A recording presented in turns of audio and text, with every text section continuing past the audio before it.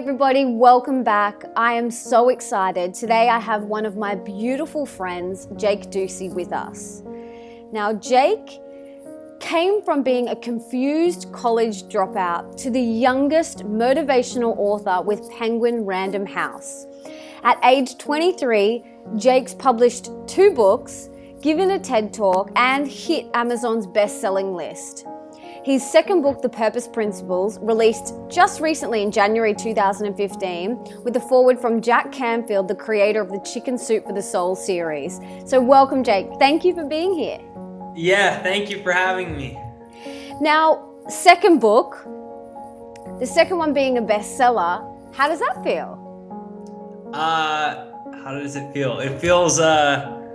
It makes me feel grateful that I have the opportunity to find passion in things and not have to worry about my house getting blown up by a bomb, or we live in a really cool place, you in Australia and me in Southern California, and it makes me really grateful. Beautiful. So I just finished your book and I loved it. It is such a beautiful, inspiring book. I love the personal stories throughout the whole book. You just have a beautiful way with words. So why the purpose principles, and where did that come from? Thank you. It is really cool to inspire you, and yeah, no, I appreciate it. I called it the purpose principles because I don't know about Australia, but in America, the 2014 fall Gallup polls came out, and 73%, almost 3/4 of working Americans reported back as being actively disengaged from their jobs. And it's estimated the US loses $550 billion from productivity loss every year because 2 million Americans are quitting every month their jobs because they don't like their jobs. And I think from the book, I talk about the story of Bonnie Ware, who was the nurse that wrote the book, The Top 5 Regrets of Dying. And she surveyed thousands and thousands of people just before their death, and their top regrets were always, I wish I would have let myself live happier. And the stats are showing us that perhaps we're caught often pursuing things that don't really make us happy and really don't give us that sense of purpose. And I believe that purpose is something that, if it was something that we were all familiar with, my belief, which is that it's about finding our gifts and sharing it with the world. And if more of us were pursuing that type of purpose and meaning out of life, I believe we'd find a lot more happiness as individuals, but I think we'd see some real global and social change for the better for our future generations. Absolutely. What would you say to someone who doesn't know what their purpose is? What would I say to someone who doesn't know what their purpose is? Yes. I think at the end of the day, is this question that a kid asked me. He said, "What makes me feel like myself?" I had been running a workshop, and there was one young kid that came with his mom to the workshop, and I said, what would have to happen 1 year from now for you to look back and say it was your most successful, your most fulfilling year yet? And he raised his hands, if you remember from the book, Yep. and he was like, I'd like to say instead, what makes me feel like myself? Because we live in a world that's constantly trying to make us something else. And Ralph Waldo Emerson says the greatest success is to be yourself in a world that's constantly trying to make you something else. Perhaps the purpose of life is to just really find ourselves. Like this kid said, I feel like myself when I'm writing. He found his gift, and then it was about sharing it. So I think the question, what does make me feel like myself? And I don't believe that we need the answer. And I think that's what I found. A lot of the times, some of the biggest achievers and difference makers, they don't know all the answers, or they're scared, or they're not totally sure, but they're constantly stepping past fears and constantly, I think, trying new things until I think we find what makes us feel like ourselves. But I think along the way, we can find so much meaning in small things. My day was made 2 days ago when I went into Chipotle to get food at a place here in Los Angeles. And the guy that was behind serving the food was like, he just seemed like he was really tired. And so I engaged like just in a real conversation with him, and he asked me how my day was, and I told him what I did, and he told me what he did. And he's like, well, I feel really bad today because I have heard out my voice because all the kitchen stoves are going off, so I have to yell to the customers, and I've been working all day and it really hurts. And I just like was like just having a real conversation with him.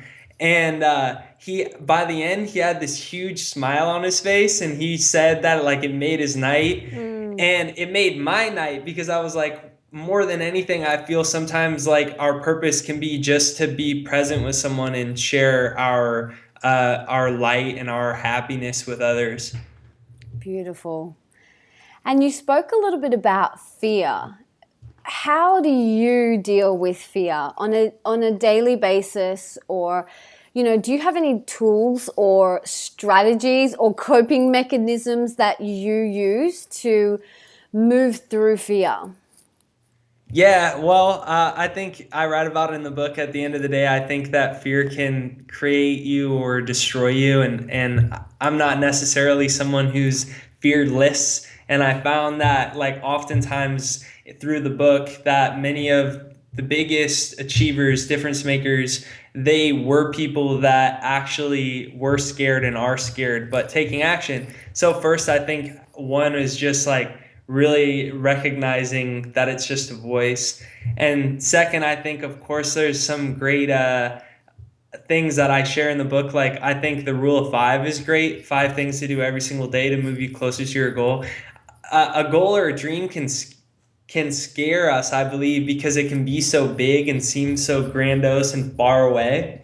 But I think the rule of 5, which is just 5 things every single day to move closer to your goal on a little piece of paper, on a notepad, on a whiteboard, that we can alleviate some of our anxiety by breaking it down into little things. Because I think at the end of the day, the process is so important. And I think that when we can minimize the craziness of our mind getting nervous about something big and breaking it down, 5 things for 365 days is, I'm not that good at multiplication, so I don't know what it is, like 1,000. So these things that inspired actions every single day. So we can, I think, alleviate a lot of fear from things like that. And the 10-minute rule is another thing I read about. Sometimes we can get really bad anxiety when we make a to-do list and there's 20 things on it.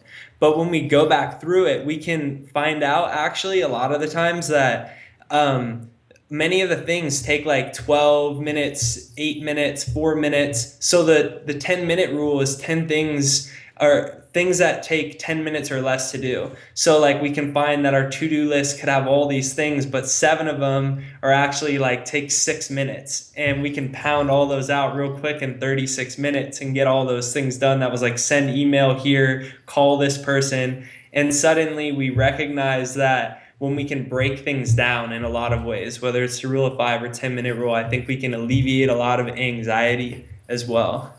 Absolutely. I do both of those rules, which is really cool. Can you give me a few examples of some things that would be on your rule of 5? Like what was on your rule of 5 today?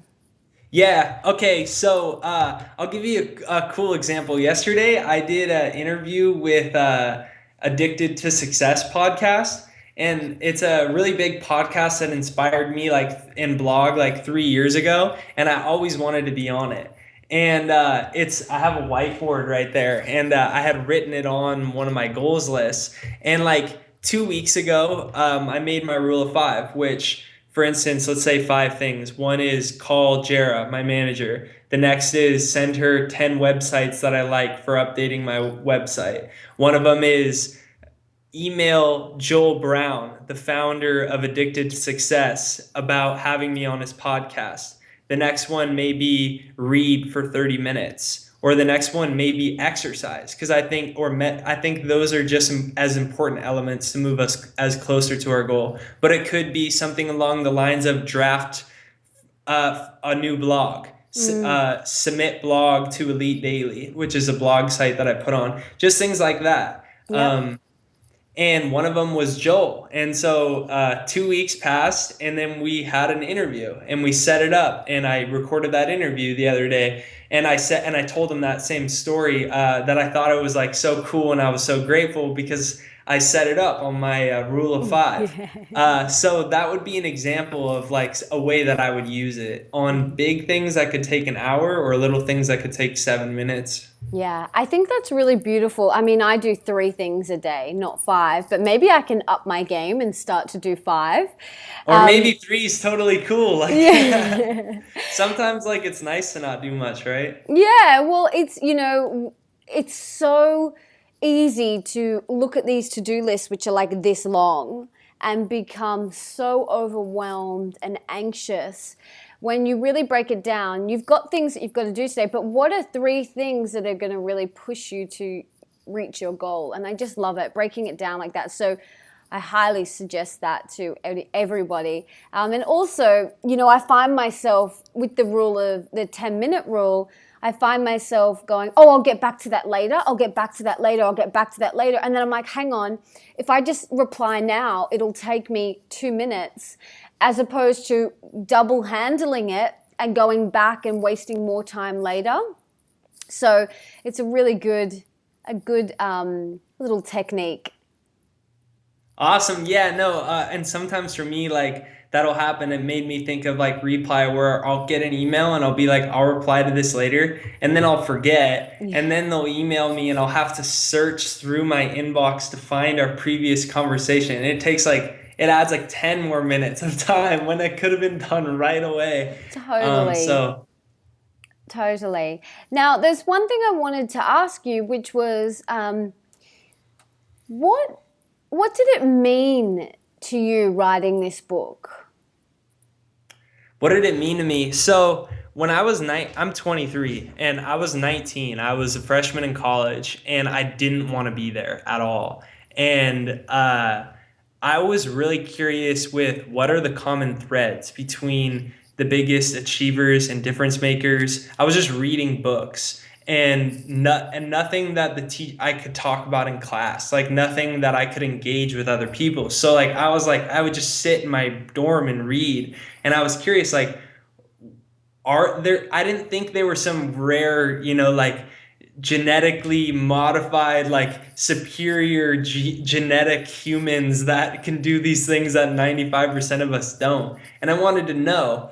And I went and traveled and wrote another book before then. And it gave me the opportunity to think like, well, what else would I want to write? Mm. And after I met Jack Canfield, and that's another cool story. But after I read that, I was like, I felt inspired to write this book and find the answers to these. I was curious, what are the common threads between some of these people today? What are their stories of failure and their challenges that they went through?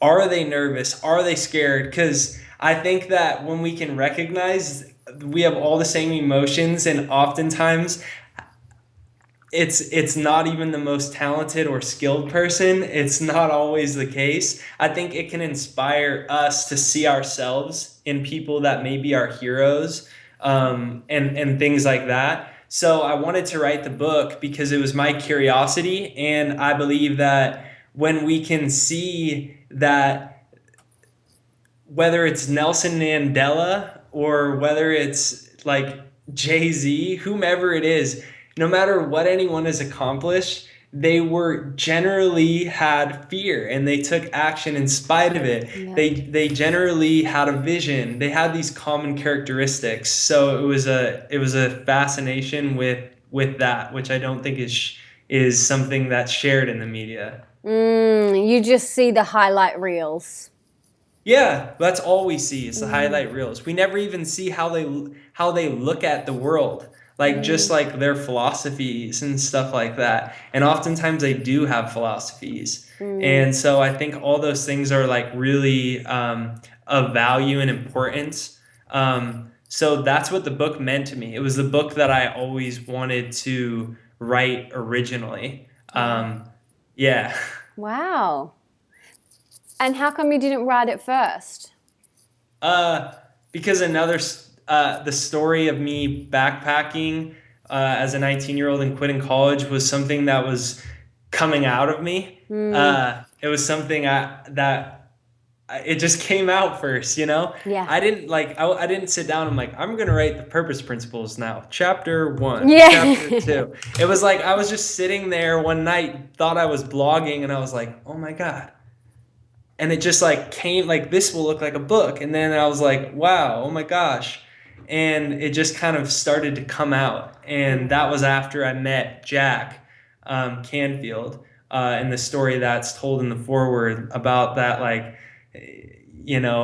crazy story of I had heard about how Jack said in his book, write down your top 101 goals. And I was listening to the audiobook for his book, The Success Principles. And I thought I'll play the game. I was 19. I didn't know if I really believed in the whole writing things down and having goals. And I wrote it down, number 9, and was, to be endorsed and kind of become friends and mentored by him.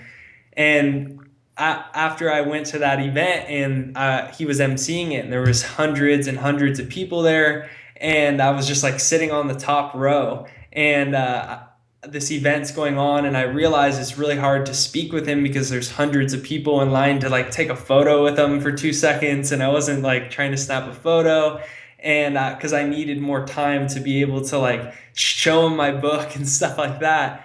So he finally goes down to his seat for dinner, and I ran over there and I was like, "Hi, Jack, my name's Jake. You inspired this book." And he asked me how, and I started quoting him, and he started laughing and talked to his wife, and we started having conversation. And as you probably remember, that's when the waiter came up and put the food down. And I was like, "Gosh, I missed my shot," because I didn't want to interrupt his dinner. And so I wrapped up the conversation and turned around, and Jack said, "Are you going to eat that?" And I was so wrapped up in the conversation, I didn't realize that the person to his left had just left. So there was no one sitting there, but the waiter put the food there anyways, because they didn't know the person left. And this is Jack's MC, the most famous person there. And there was no empty seats, and that seat was empty for those 10 minutes that I got the urge out of the 5 hours there. That's when I realized writing your goals down, there's this magic power that comes. And how did I get the urge to go out of that entire event at that moment? If I went any other time, there would have been someone sitting there. The waiter happened to come at the time that I was talking to him, all those things like that. So when that happened, that's when, coupled with my long-term fascination with what are these common threads, what are these people doing, those are the two things that inspired the book and made me want to put it together. I love that story so much. As I was reading it, I was just it's literally just you were being guided, divine guidance, just literally something out of, I don't know, a movie or something. It was just so beautiful. Yeah. And I love throughout the book how many awesome, stories you share with people from Taylor Swift and Jay-Z and Michael Jordan. I just think it's so nice to hear their stories as well. So I love that you shared them. Oh, cool. Yeah, I think it makes things in cool perspective. Taylor Swift was she was not made in a lab, born to sing. She was just this a young girl that had a dream of singing, and she had a demo, and she wanted to go on tour with Tim McGraw, but he didn't have an opening act. And they sent the demo in, and she called the offices every day for weeks, and then he finally plugged the demo in and brought her on tour, and it launched everything. She was his first opening act that traveled with him. So wow. Jack talks about as you remember, the SW, SW, SW. Yep. Some will say yes, some will say no. So what? Someone is waiting. And I think that philosophy or that strategy, SW, SW, SW, yep. that ties into your question earlier too about, you said, what are tips or things that you do in order to overcome fear or take action in spite of fear. I think remembering SW, that some will say no. And so I think that phrase, I always try and keep that phrase in my head. And Mm, Taylor was a perfect example of that. yeah, absolutely. Now, what do you think? No, actually, what is your definition of success? So I called the book The Purpose Principles because I think purpose is more important than success if the ultimate goal is happiness and fulfillment.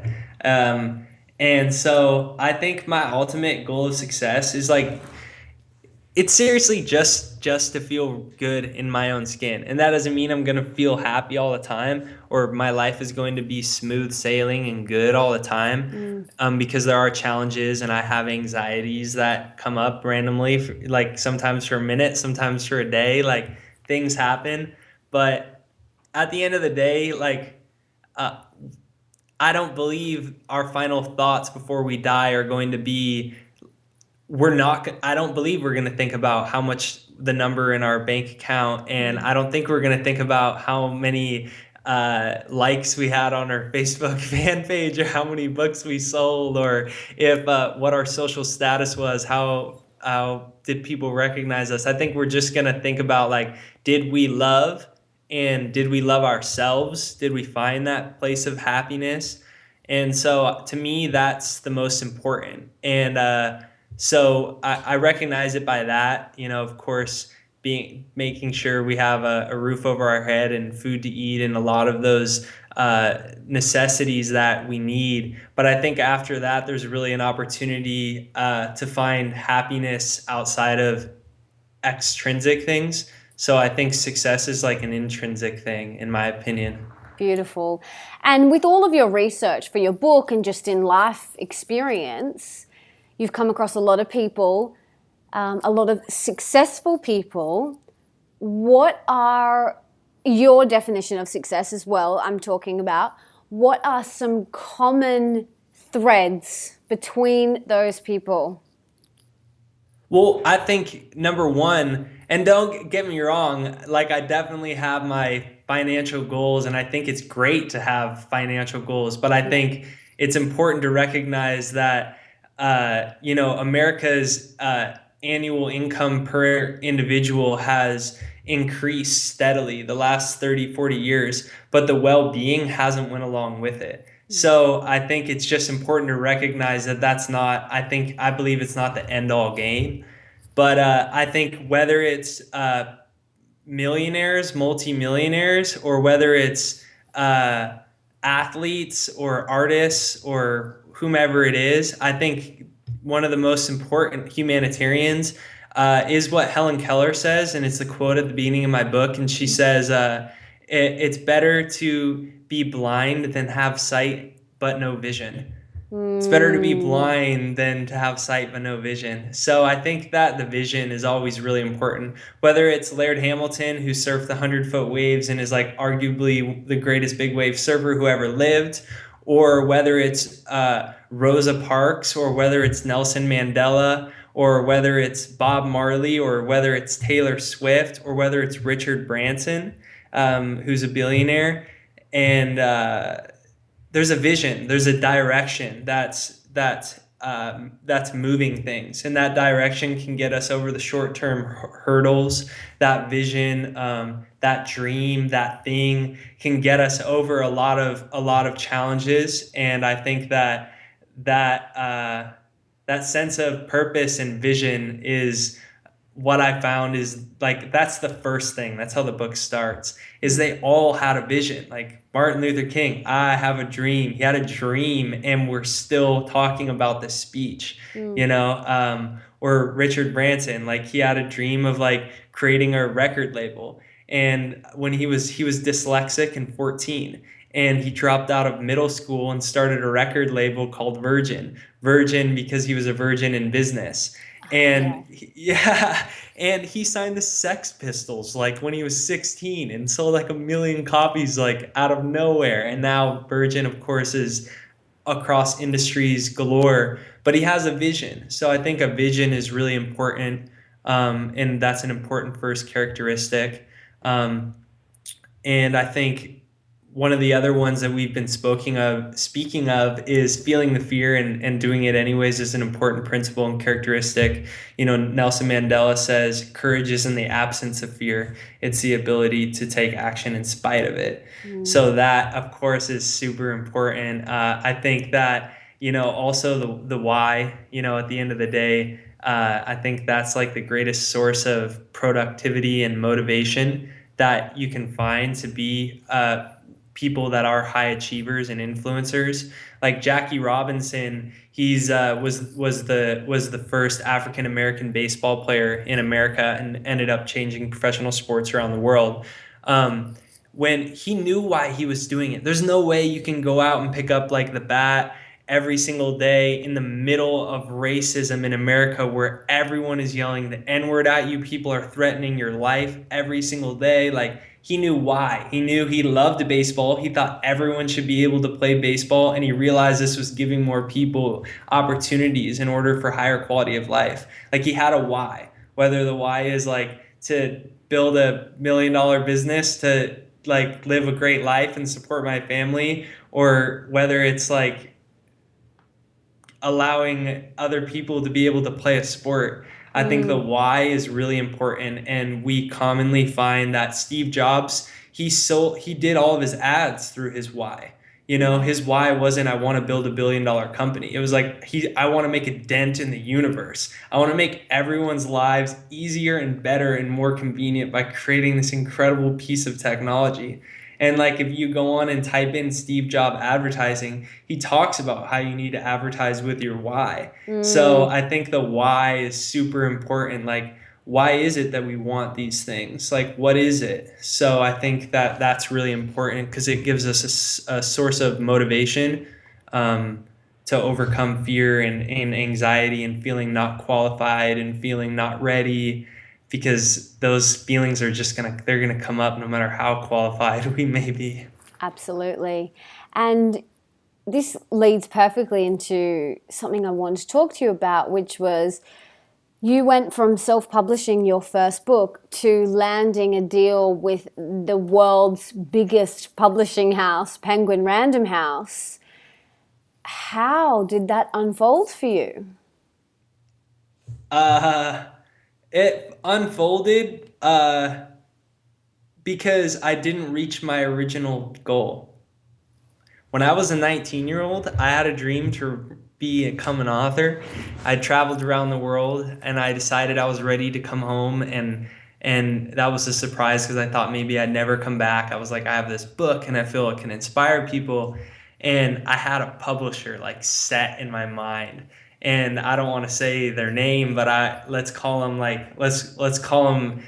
Dream House Publishing. And I was so excited. I covered my wall up. I literally took hundreds of pieces of an 8x11 computer paper and I wrote, I am published by Dream Publishing. And I put them all over my walls, right? Like laminated it in front of the toilet. Like I went all out. And like if you came over, you thought I was published by this company. and and I ended up getting an introduction to the founder of this company. And it turned out that her like big old mansion was in San Diego, where I was living at the time. And I got invited over to her house, and I was like, yeah, like they're gonna publish me. Like I manifested this, like the secret, like. And what ended up happening is we had this amazing time. I gave her my manuscript. I went home. I was like, I'm published. Like, this is like a done deal. And I got an email and I was like, yeah, like I'm getting my contract right now. And it was the CEO that said they weren't going to publish me. And I started crying. I had to tear down all these pieces of paper off my wall. And then I had to self-publish a book. And that was not my dream. And I met Bill Gladstone, who's your and my mutual agent, and I self-published Into the Wind with Bill's company, Waterside. And it was the second book that he'd self-published. So it was like he hadn't been doing it for a while. And I was totally defeated. No one was going to take my book as a 19-year-old. I didn't even have like a website. Like no one was going to take me. And I filled my car up with books and we printed 5,000, and Bill believed in me and, helped me out. And I filled my sedan up. Literally, I couldn't see out of my rear view mirror. And the whole car trunk, passenger seat, if there was space, it was full of boxes of books. And I went up the coast from San Diego to Seattle like 3 times back and forth on tour. I went to sometimes I went to a cafe and one person was there, like straight up, like one person. And like I run a workshop and like no one's there for like 30 minutes. And then like sometimes like I'd get a good gig at a Unity church for 200 people. And like I had a couple of those in Oregon. And then the next day I'm at a cafe and no one's there. And like, but I kept showing up and it was so defeating. And like going like that for a while. And then the TED X people heard about me and I spoke at a TED event, and that did good views online. And then I met Jack. And by that time, I had sold over 10,000 copies of Into the Wind, and it made it to the top 400 onto Amazon and on the overall. And so it was all sparked out of, and then I wrote that book, Penguin picked it up, and of course we have the same publisher. Mm-hmm. And so it was when I finally realized that the point of a goal isn't what you get. The point of a goal is who you become. And I had to become the kind of person that could sell books on my own, because I thought as a 19-year-old that if you write a book, a publisher can just go sell your books and like you're good to go. Now you're making a living. No, I had to learn how to go door to door. I went door to door to strangers' houses. People close the door in my face. I had people tell me that I need help, like that they thought I was part of like a cult or something, like weird stuff. And I went to farmers markets when I would sell my books and put a big, huge straw hat on, and I would go stand out in the middle of the walkways so that way no one could pass me without me telling them about my book. And I didn't want to do it a lot of the times. Caffeine, I am not going to lie, was a good aid for staying on the road. And so it was sparked out of like, one, my first dream not coming true.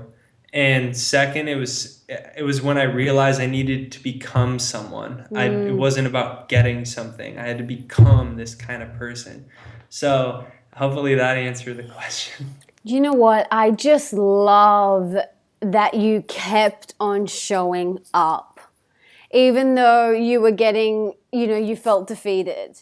You just kept showing up. And that is so beautiful. I probably would have cried and then gone, whatever, I'm throwing in the towel. No, I wouldn't have. I would have done the same as you.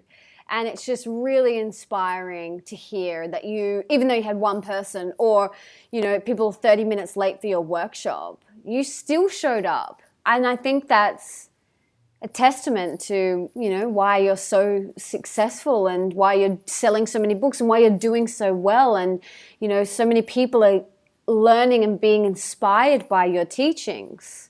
So thank you for continuing to show up. Thank you for your kind words.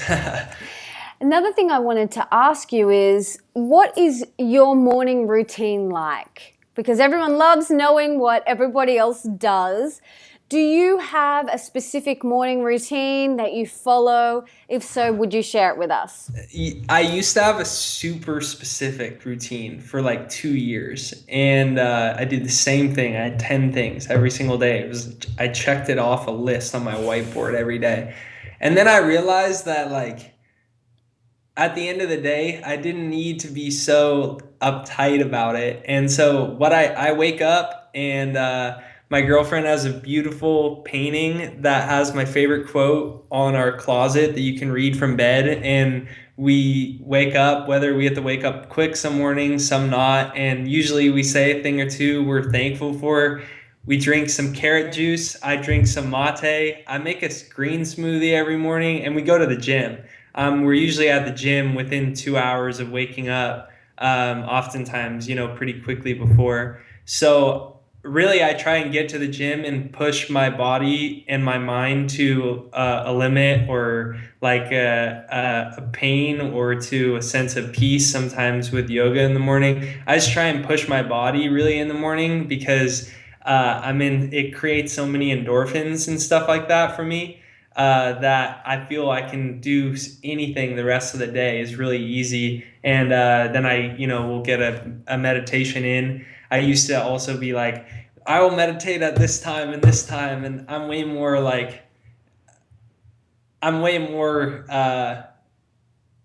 not trying not to attach as much to the specifics of everything, but I know these are the core things: exercise, meditation, journaling, eating at a high pH level so it creates a lot of oxygen in my blood, drinking a lot of water. These are the things that make me my best me. And those things are more important than me sending emails, checking emails, writing the next blog. These things are more important, because I believe ultimately, if my energy is at its highest, most positive, healthy space, then I'm just going to be bringing in the most quality experiences and opportunities, and these things, like when Jack, like, how is there somebody wasn't sitting there? I like believe these things can happen all the time. And so, and I believe they can happen through those kind of things that I consistently do, but not so much on a regimen at 8 o'clock every single day. I'm grateful I don't need, I can wake up oftentimes at my own time. Unless it's like, when the book's out and there's like way more things, the next reacting to a million things, but Yeah. that's my routine. I love that. Thank you for sharing that. And is there anything else you want to share with the tribe? Okay, so the other day, I decided I was gonna write my will, and like, just straight up, like a real will. I wrote out like the date I officially signed it. I wrote my name out, and and I was just writing it because I thought that it'd be like a cool kind of emotional release type of thing, and it made me just like really think about. Uh, if I were really dying, like if I was sick and I was writing this will and like I got really sick, and it made me think about, at the end of the day, like, even if I could give to someone, which I can't, a $10 million inheritance to a wife or a child or whatever it was, which I can't do. I think the question that was in my head more than anything, because I wrote out my assets to people, and more in my head more than anything was like, I think when someone passes away, oftentimes it's an inspiration. Like, one of my friends passed away. He hit his head skateboarding without a helmet. And he was such a positive, uplifting person that the way he lived his life inspired, I know, hundreds of people I went to high school with to make changes in their life, to look at it in a more positive way, to get more out of their day, to step out of their routines. So it made me think that perhaps the most important thing, after all, is how we live our lives, and what we live our lives for. So I would say that, and writing the will was a cool experience. Beautiful. So I funny that also you. learned something really trippy yesterday from Mhm. Bruce Lee. Bruce Lee, you would think this is really cool on Google. I wish I would have found this before the Purpose Principles came out, because it would be like one of the first stories in the book. Is Bruce Lee wrote out his official, he called it his definite chief aim from Think and Grow Rich, Napoleon Hill's book. When Napoleon Hill gives you like a 4 sentence structure to write out your definite chief aim in life. I think I might have it pulled up right here. Yeah, I, Bruce Lee, will be the first highest paid Oriental superstar in the United States. In return, I will give the most exciting performances and render the best of quality in the capacity of an actor. Starting 1970, I will achieve world fame, and from then onward till the end of 1980, I will have in my possession $10 million. I will live the way I please and achieve inner peace, harmony, and happiness. Bruce Lee, January 1968. So this is on display in a museum in Hollywood. And I never knew that, or in Las Vegas. I never knew. It's literally on display. He wrote it out on a plain computer piece of paper in blue ink. And when you go online, you can find so many cool different photo angles, and like just one blog that I found was just so cool on it. And I didn't know that literally he did this, and he would read it to himself twice, once in the morning and once at night, every single day. Of course, he died at 32 years old, but his brand is, of course, he would have made a lot more than $10 million. That's for sure. And this was before he was had created any real American success in what he was doing. So I thought that'd be I'm like really excited about it right now. So it made me think about it when you said that. It's like, isn't that trippy? That is amazing. That is absolutely amazing. And I absolutely love that. I have a little mission statement that I read every morning as well. I don't do it at night, but I should definitely try and do it morning and night and see what it's like. Yeah, you may be interested if you type in, or anyone listening to this, Bruce Lee letter to himself. Okay. Yeah, or Bruce Lee chief aim. It's crazy. I was like, what? Because I was like, I was looking at Bruce Lee videos, and I never had before. I never checked them out, and I stumbled on it. Well, maybe that can be our little challenge for everyone listening, to write down their chief aim in life and read it every morning and every night. And what Bruce did too is what he'll give in return for what his vision is. I love so that. He said in return, he said, what did he say? I can't find the, he said, in return, I will give the most exciting performances and render the best of quality in the capacity of an actor. So he had his focus on what he needed to work on, was developing himself to give the most exciting performances that he could give. So that was a super good idea, Melissa. Yeah, awesome. Well, thank you so much for sharing so openly and lovingly, and I loved your book. Thank you for sharing it with the world, and I highly recommend it. It's very inspirational, and thank you for being in my life, and I can't wait to catch up with you next time I'm in LA, and just thank you. Yeah, thank you, Melissa. It was super good to talk to you, and I'm really stoked you're inspired by the book, and it's always super good to see you. Awesome. Thank you so much.